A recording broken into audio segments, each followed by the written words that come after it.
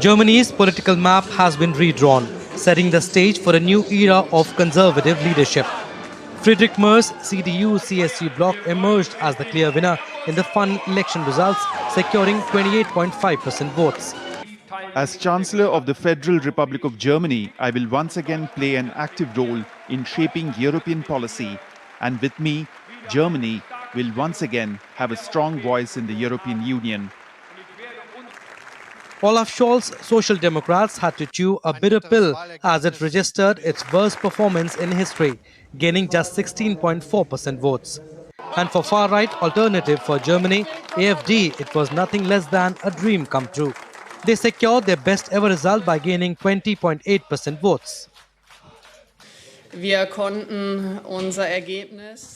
We have doubled our result in 3 years, an incredible success. We are the People's Party, the second strongest force in Germany. This is bitter election result for the Social Democratic Party. This is also an electoral defeat that I think has to be clearly stated after such a result. So with no party securing a majority, chance for coalition government again looms large. This could be a daunting task for Friedrich Merz. His best chance is a grand coalition with Scholz's SPD. Together with the mandates of the Social Democrats, which account for 120 members of parliament, we are naturally capable of forming a government with 328 seats out of 630, a black-red coalition, and that is exactly what we want.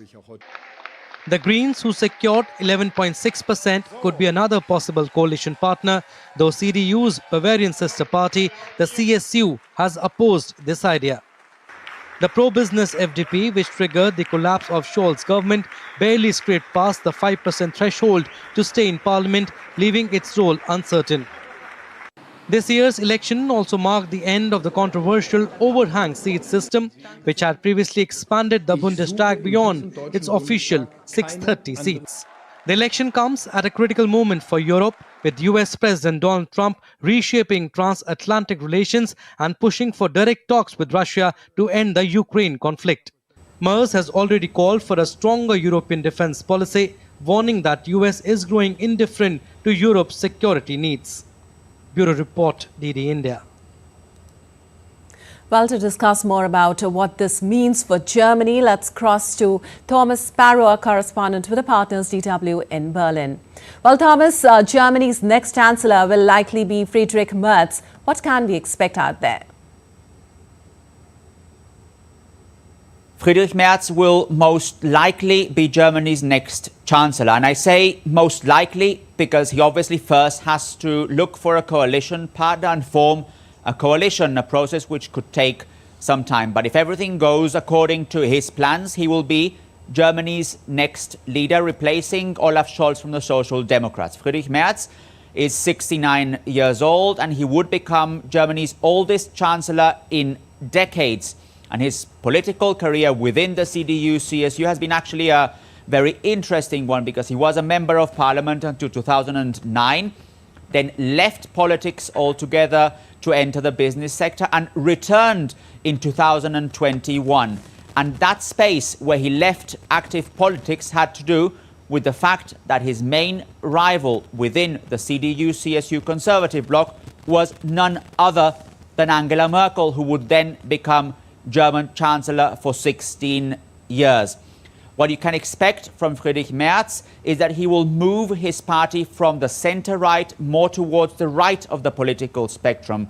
Whereas Angela Merkel had shifted her party to the center, it's expected that Friedrich Merz will shift the party more towards the right, for example, on issues like migration, specifically how to target irregular migration, how to limit the number of irregular migrants that come to Germany. An important question for Friedrich Merz is what kind of concessions he's willing to make when he is looking for those coalition partners in the next few days and in the next few weeks. He has indicated that he would like to have a fast coalition negotiation, but that will also determine to what extent he will be a strong chancellor and to what extent he will be able to pass some of his most important policies once he's in office. All right, Thomas, also in the present situation, how easy will it be for him to form a coalition?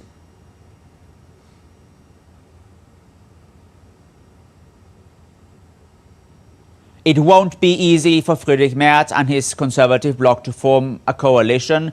In the past, coalition building in Germany has actually proven to be a rather difficult activity. There was one time not long ago where coalition building actually took nearly 6 months, and that essentially meant that Germany didn't have a functioning government for that time. Now, Friedrich Merz has indicated that he would like to form a coalition quickly as possible, and he's looking to do that until Easter time. But if it was difficult in the past, it will be even more difficult now, given national and international challenges that Germany is facing. Nationally, obviously, an economy that is in a difficult state, the issue of migration, which is becoming much more complicated, the issue of security, which is one that is also important for many voters. And in those issues, Friedrich Merz does not necessarily see eye to eye with some other members of parliament, for example, from the Social Democrats, a party with which he could end up forming a coalition. So it promises to be a difficult challenge for him and for his conservative bloc, and it will be interesting to see whether he manages to achieve his goal to have a coalition in place by the time Easter comes. All right. Also, Thomas, what role will the AFD play, especially in Germany, going forward now? There's no doubt that the AFD has cemented its influence as Germany's main opposition party by achieving 20% of the vote, by doubling its result compared to 2021. It is clear that the AFD will play an important role in German politics coming in the next few years. It doesn't mean that they will be governing or that they will have power, because what is clear is that Friedrich Merz, and by the way, all other parties in parliament, have vowed that they will not cooperate with the AFD, that they will not form coalitions with the AFD.